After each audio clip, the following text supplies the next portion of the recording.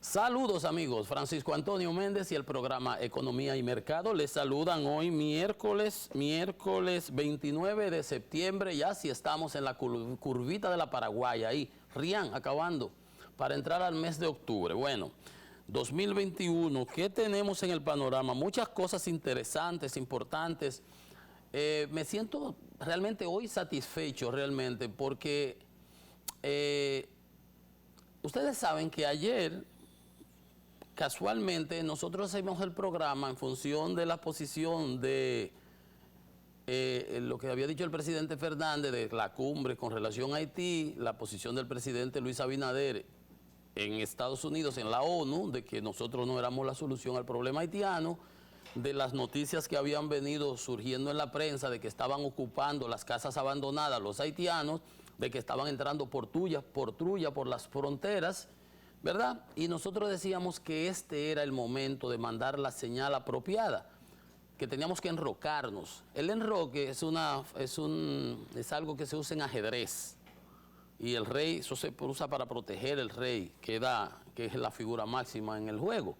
Y son enrocarse, cerrar fila, tensar la cuerda, los músculos para que se nos interprete como es, porque no es solamente verbo, sino también las acciones.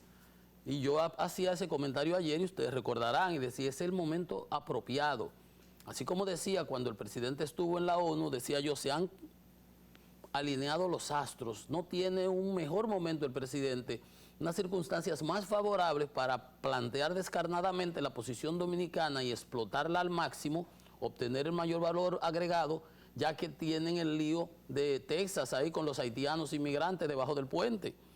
Y ellos lo están viviendo en carne propia, lo que nosotros sufrimos todos los días. ¿Recuerdan ustedes? Y el presidente lo hizo muy bien. Y ayer yo señalaba, a raíz de que se había anunciado que se iba a reunir el Consejo Nacional de Migración, que era el momento adecuado y oportuno para que el gobierno, el presidente, planteara una posición radical de República Dominicana a que acompañara las palabras, la voluntad expresada en el verbo. Y justamente ayer el Consejo Nacional de Migración, que está interpretando el sentir de los dominicanos, que estamos viendo lo que está pasando, que lo estamos... ¿Ustedes recuerdan el canal que se ha quedado ahí, el que ellos querían hacer en el Río Masacre? Y el desastre que tenemos, que a cada rato vemos en los videos y la inteligencia del Estado tiene más informaciones que nosotros.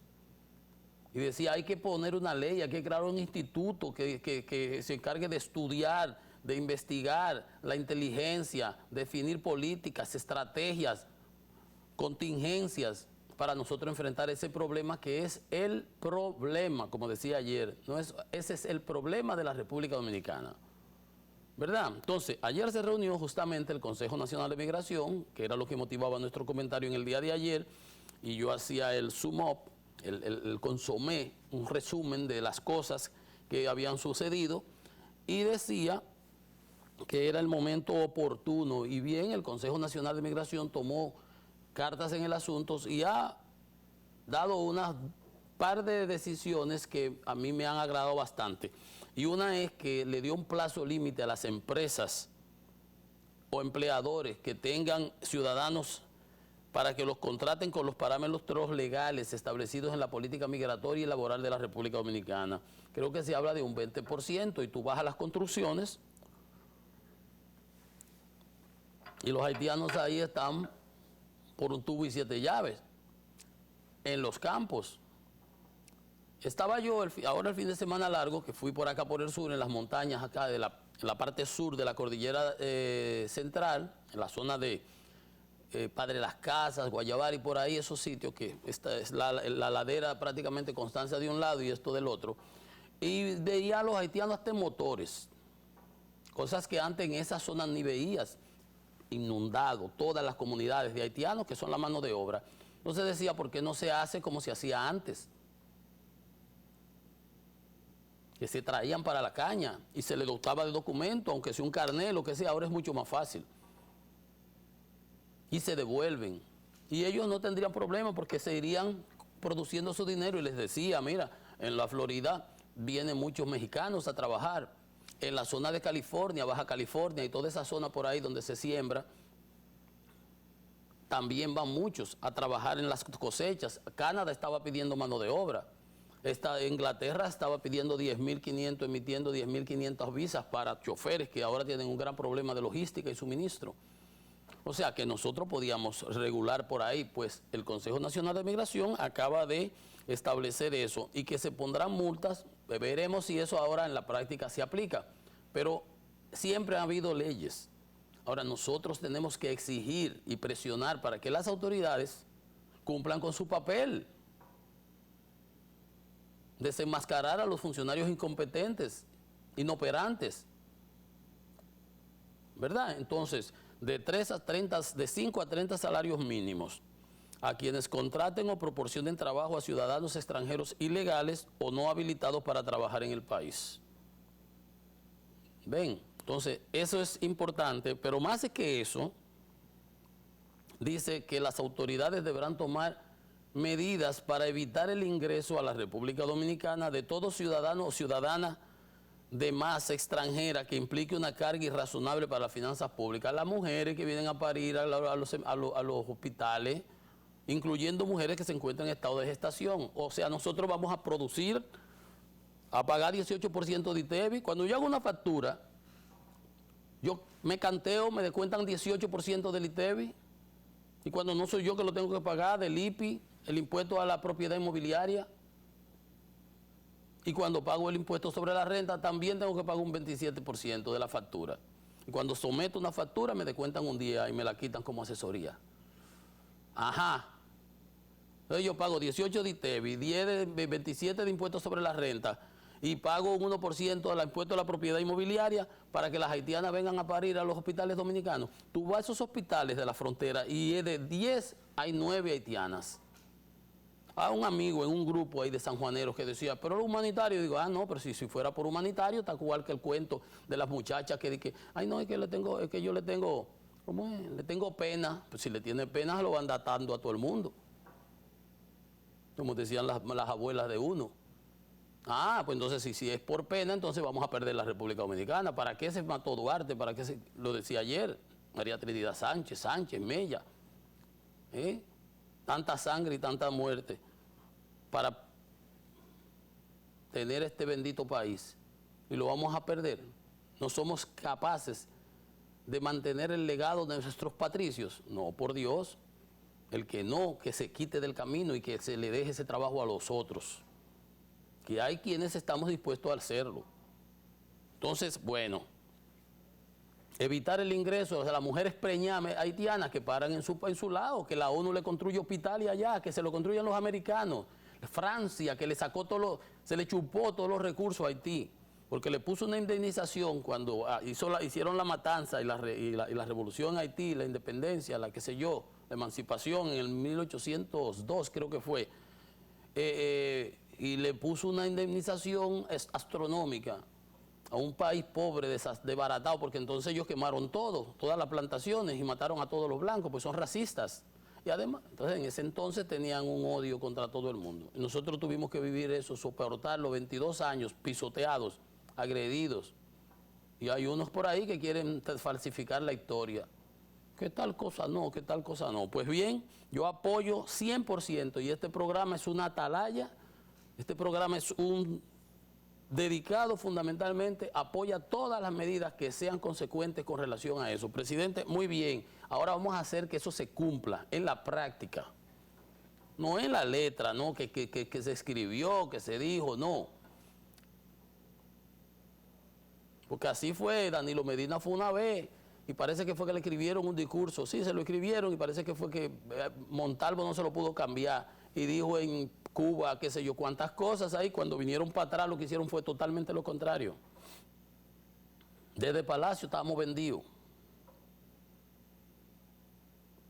Porque los fines de ellos eran otros. Y sabemos por qué. Pues felicito al Consejo Nacional de Migración, encabezado ayer por el presidente Luis Abinader, que se reunieron y establecieron esas medidas. Ojalá y realmente se apliquen de manera eficaz, de manera efectiva. Eso es lo que esperamos, porque esto no se aguanta. Y las cosas o se les pone coto o ellas mismas hacen explosión en su momento, de la manera que menos usted se quiere y menos espera. Y sería doloroso. Y no hay que andar muy lejos, nada más hay que ver un poco las historias de países con que han tenido esa misma situación, de naciones, con razas diferentes que han visto y vivido circunstancias muy parecidas. Y es que los pueblos no se suicidan y tienen que defender su espacio vital. Y cuando una gente llega y se siente en la casa, que viene de allá por la calle y ve acá, ¿y cómo es? No, así no es, y eso es lo que está pasando. Y eso es lo que está pasando. O sea, felicito la decisión, la apoyo y espero que realmente la ejecuten 100% en la práctica y que recojan todos esos pedigüeños en la calle. Es un negocio que tienen. Esas mujeres haitianas, yo no les doy un chele, hace años. Antes uno le cogía pena y le daba a los pedigüeños eso. Yo no le doy nada, porque tú lo que lo estás es incentivando. Y todos esos carajitos, tú lo ves con 7 y 8 carajitos. Y digo, ¿pero qué es esto? ¿Y por qué antes eso no pasaba? Porque las autoridades lo han permitido. Las autoridades lo han permitido, no esta autoridad, no, y el gobierno pasado fundamentalmente. Y es verdad que ellos han tenido problemas. Bueno, pero no somos nosotros que se lo vamos a resolver, para nada. Muy bien, pues está bien, por ahí dejamos ese tema. Por otro lado, estuvo reunido el canciller de la República Dominicana con el secretario de Estado de los Estados Unidos, Anthony Blinken, y ya lo habían dicho antes, le decía yo, cuando habla un embajador del agregado comercial o cualquiera, o que visita, que viene, eso es el Departamento de Estado que está hablando. Pues el mismo Blinken elogió el liderazgo que tiene la República Dominicana en su lucha contra la corrupción. Dice, estamos muy agradecidos por el liderazgo que sigue demostrando República Dominicana en su lucha contra la corrupción, que establece un estándar para muchos países. Bueno, en el caso, por ejemplo, de otros países, se vio que en el caso de Odebrecht, eso no fue así. Ahí lo que hubo fue un mamotreto, comparado aquí con lo que pasó en Perú, por ejemplo, que un presidente se suicidó y cantidad de ministros cayeron presos, y en Colombia. Aquí Jean Alain y Danilo lo que hicieron fue, meto a este y lo saco y después lo pongo presidente del partido. Pongo al otro porque no me conviene para la reforma, para que me apoyen la Constitución, como dijo Andrés Bautista, que al hijo, que era diputado, le dijeron, sacamos a tu papá si tú apoyas la reelección, los votos que le faltaban. La segunda reelección, señores. Delincuentes. Teníamos a delincuentes en Palacio y en la Procuraduría. Por eso está preso Jean Alain, el que no es que ha sido juzgado, por algo los jueces vieron los presupuestos. Ahí tiene, lleva como 4 o 5 meses, nunca lo pensó. Declaró 240 millones, recuerdo yo, cuando llegó al poder.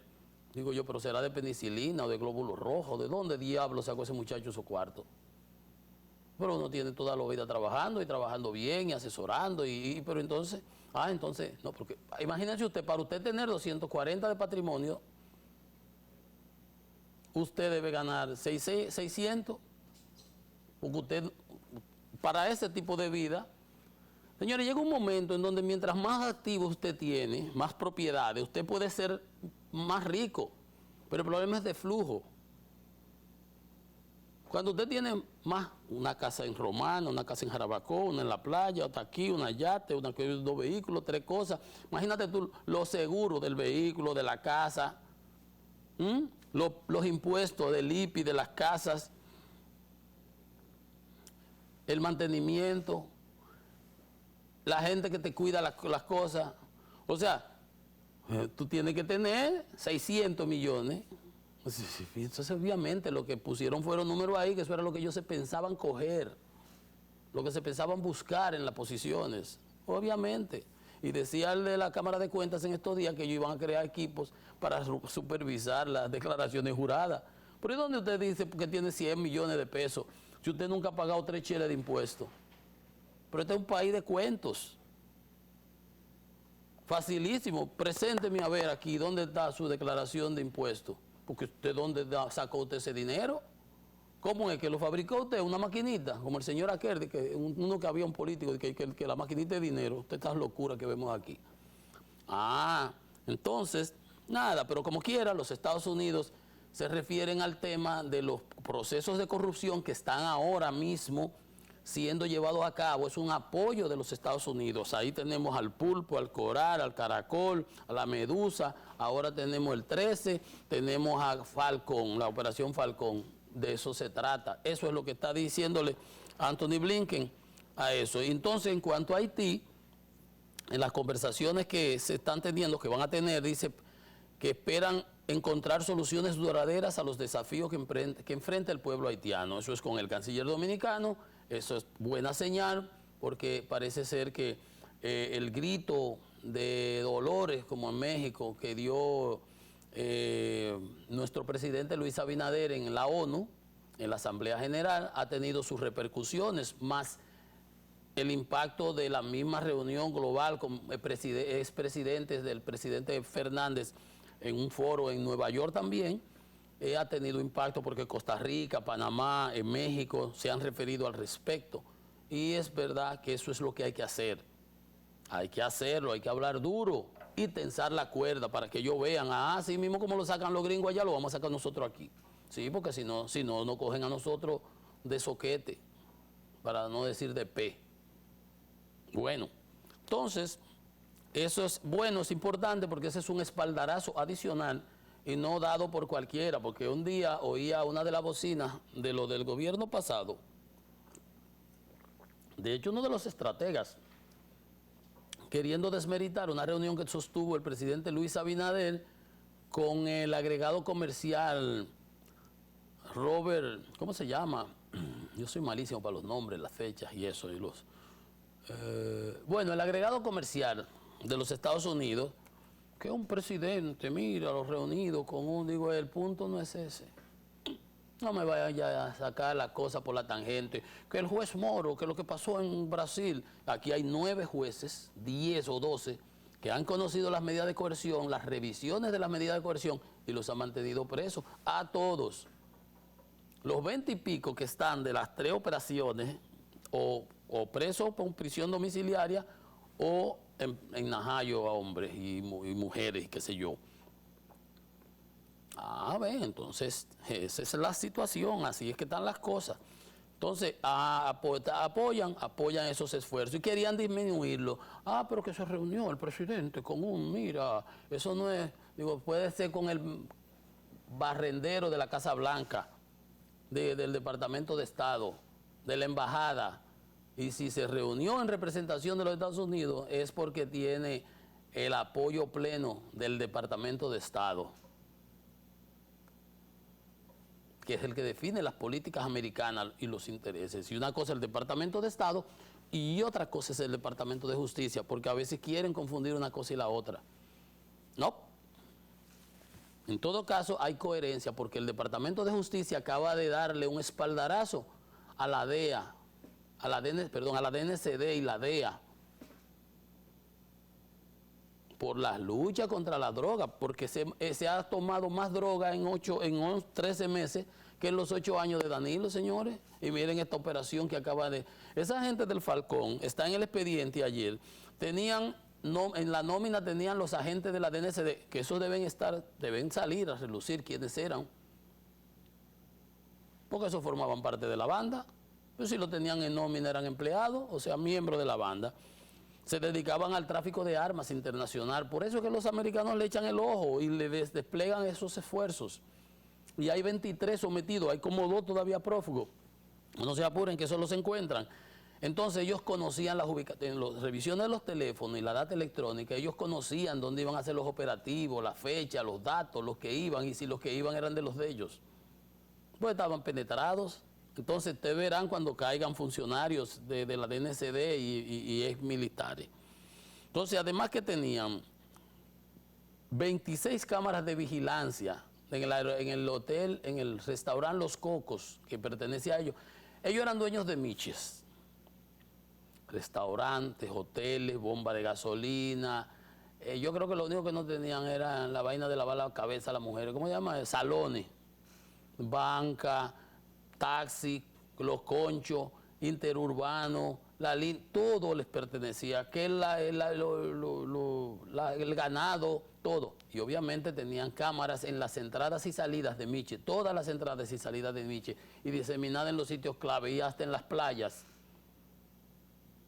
O sea, si iba un operativo a intervenirlo, ellos sabían, lo estaban viendo, pues tenían un centro de control.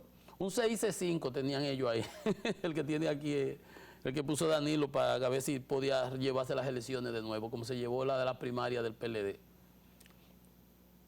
Esa gente eran tan poderosos que pagaban sumas millonarias a las bombas de combustible para lavar el dinero, hasta de $5 millones. 5 millones, 5 por 5, 25, son 250 millones de pesos. Entre 250 y 300 millones de pesos. Pero en todo Miche no se consume esa gasolina. Ya ustedes saben, era control total. Y ese tipo de personas controlaban desde ahí todo. Y desde aquí de Santiago, que estaba el cabecilla donde manejaba, y era la operación. Entonces, obviamente, tenían un dealer para activar todas las cuentas de los BlackBerry que usaban. Era todo pensado, todo estructurado, todo controlado, pero no hay crimen perfecto. Y cuando ustedes pensaban que los BlackBerry, de hecho los danilistas usaban BlackBerry. Todo del presidente, usted busca fotos hasta el último día, BlackBerry. BlackBerry, los asistentes, todos con BlackBerry, pensando que eso era ahí. Ay, papacito. Ay, la ignorancia que es atrevida. La ignorancia es atrevida. No saben que hay una institución que se llama NSA, National Security Agency, que controla todos los satélites a nivel internacional, que por la voz se identifican. Y que eso BlackBerry, el servidor ahí era una empresa canadiense, todo eso es bulto, todo eso lo interfieren. Anda la porra. Qué bueno, gracias a Dios, porque si no el crimen organizado y el terrorismo y el narcotráfico, entonces impondrían sus reales, que de hecho lo han hecho, Pero, para que ustedes vean, los Estados Unidos apoyan los esfuerzos en la lucha anticorrupción y en la persecución del crimen organizado en la República Dominicana. Y yo apoyo esos mismos esfuerzos. Y cuando ustedes oyen a esos quejándose por ahí, a esas bocinas, hablando que el juez Moro, que aquí se le ha garantizado el debido proceso, que se han sometido y se les ha mantenido presos. Bueno, los jueces han visto que los presupuestos que se han presentado son sólidos, que se pudieran haber puesto prisión domiciliaria alguno. Yo creo, sí, yo en realidad creo que al único que pudieron haber mantenido desde el primer momento así preso era Yanalán. ¿Por qué? No porque me caiga mal, que me cae como un peñón. Sí, no por eso, sino porque él era el que se quería ir al jueves aquel, que el vuelo de Spirit se dañó. Y que no es raro que un vuelo de Spirit se dañara, que siempre le paran dañado. Y que después se quería ir en otro vuelo y que entonces sí le aparecieron y por encima de una orden que había dado ya la Procuraduría de evitar esas alertas migratorias para la gente que la habían puesto el mismo Jean Alain, que le aplicaron su medicina y dijeron, no papacito, tú no te vas. Pero el otro, su mano derecha, el jefe de gabinete, el Chief of Staff, Cano, anda prófugo, debe estar por ahí en Dubái, en alguna playa de esa.